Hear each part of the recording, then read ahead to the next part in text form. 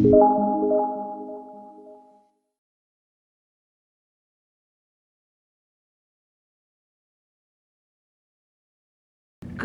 afternoon. I am sitting here with Ron Morrison. He is the chair for the Mississippi Libertarian Party. Thank you for sitting down and talking with me this afternoon. Absolutely, Gina.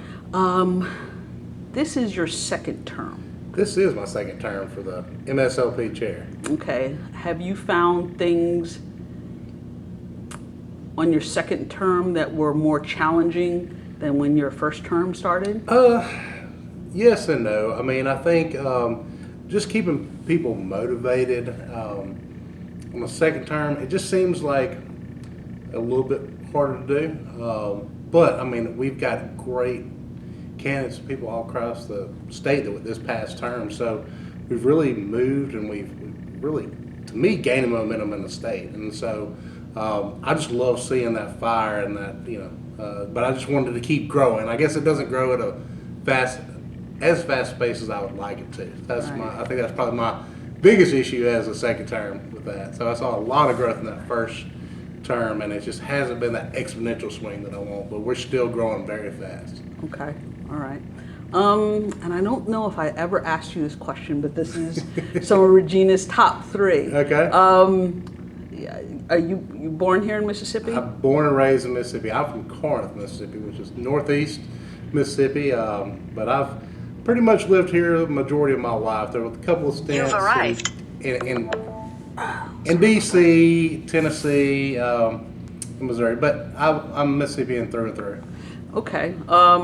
What made you look at the Libertarian Party as opposed to, and I don't mean to imply anything else, but your area is pretty Republican in nature. And I was dyed-in-the-wool Republican. I mean, the Kool-Aid, I was a part of it. I was part of the culture. Actually, I worked for the Mississippi Republican Party during law school, and then I worked for the RNC in D.C. When I got up there and realized that I wasn't a Republican. Okay. There was a lot of things that we were telling people that people campaigned on as Republicans that we weren't doing in Washington. We were saying lower taxes, and yet we were telling everybody in our circle to vote for more taxes, vote for more higher spending, and I couldn't reconcile that. And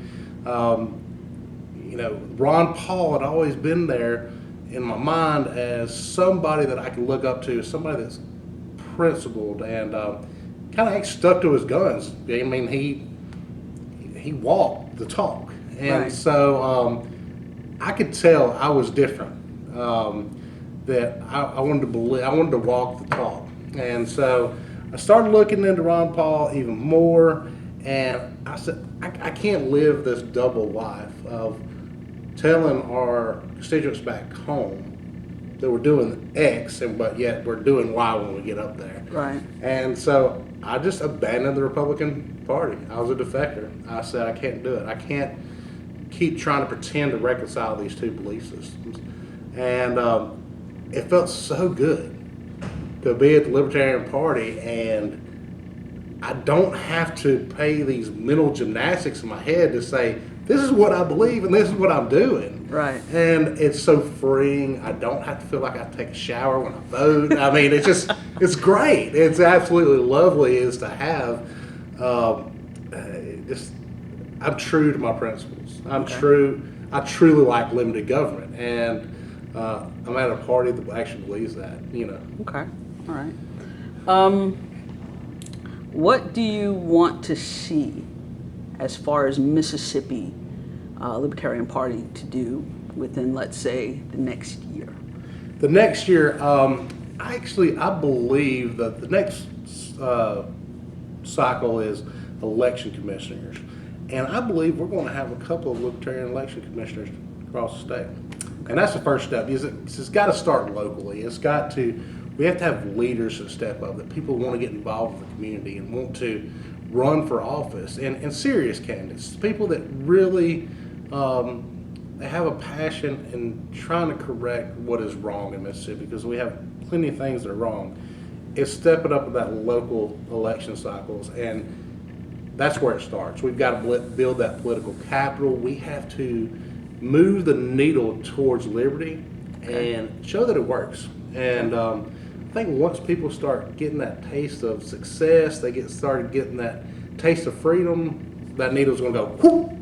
Okay. So that's what I want to see. Okay. Have you found anything challenging being a Mississippi libertarian? I mean, there's certain things that we deal with here in Mississippi that you don't find in Alabama or California or something like that.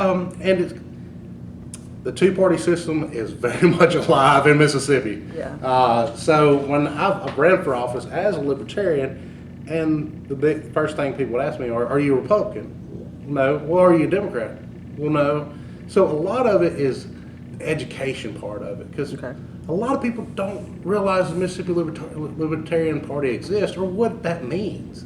You know, they might hear something on Fox News or MSNBC, but they don't know what it actually means. And so that's a lot of the struggle, is trying to fight that Republican stronghold in some areas or that Democrat stronghold in some areas. Because in Mississippi, depending on your location, it's either very much Democrat or it's very much Republican. And that's just what you have. Right. Okay. All right. Well, as you know, social media is rampant all over the place. Oh, yes. And as a libertarian, I'm sure you see some of the fighting or out-and-out wars that go on. What are your thoughts on that kind of ongoing who's more libertarian?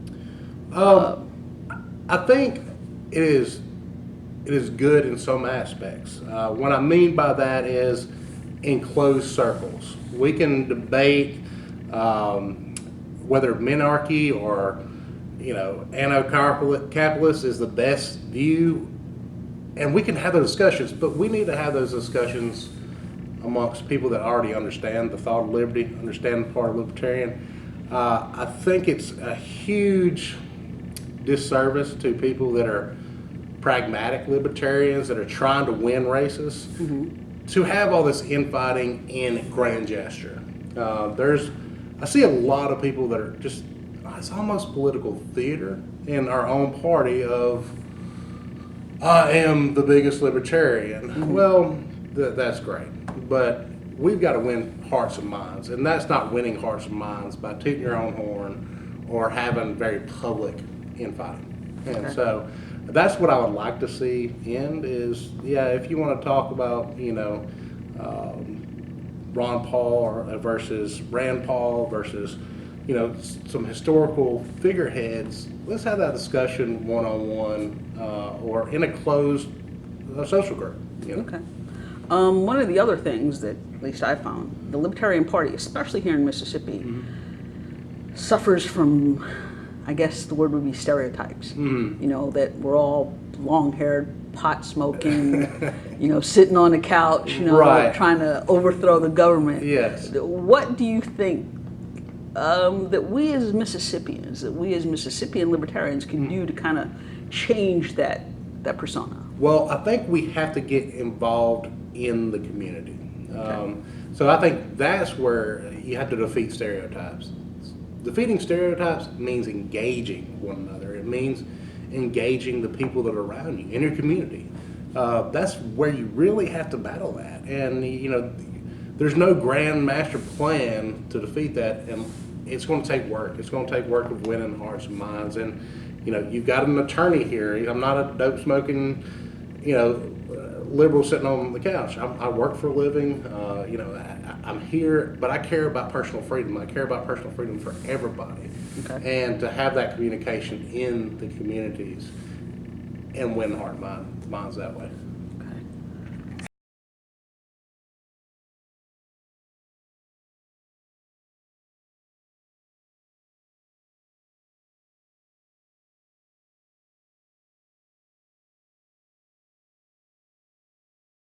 Summer, we have our convention for the national. And also Texas. Okay, are you looking forward to taking our delegates there? Oh, absolutely. I think it's a great responsibility, and it's a lot of fun. I mean, that's really it's just to be able to be around so many like-minded individuals in the Libertarian Party. It's just it stimulates the mind. It stirs a just that libertarian spirit that just really gets you engaged and it gets you fired up to come back home and say, yeah, we can do this. We can win these races. And so I'm very much excited about going to Austin and taking our delegates and being a voice for Mississippi. Okay. If you could look into the camera and tell National, as if it was a human being, what it could do to help Mississippi libertarians go forward, what do you think that would be?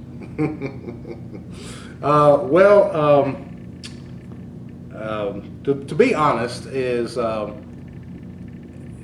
not to talk too much. That's okay. I think our brand of politics in Mississippi, I think we can do it. And so there's a lot of outlandish stuff that happens on a grandiose stage. I would like to temper that. Just do no harm is my my philosophy on the National Party. Like, just don't do any harm. Just make sure the brand is okay. Let the people that are on the ground do the work and be the voice of the party. And so I think that comes into conflict a lot when you have these big bouts that are on Facebook and get people going on Facebook Live calling somebody else out. Do no harm. Right.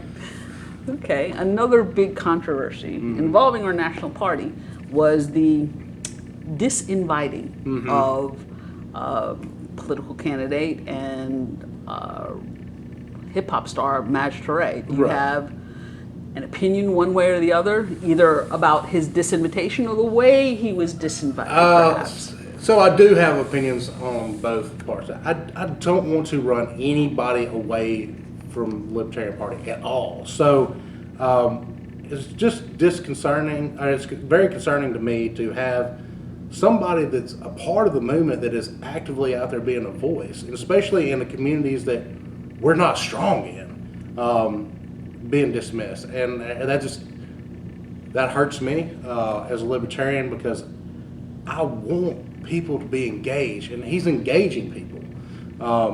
So yeah, I disagree with that decision. I disagree with the decision on how it was done.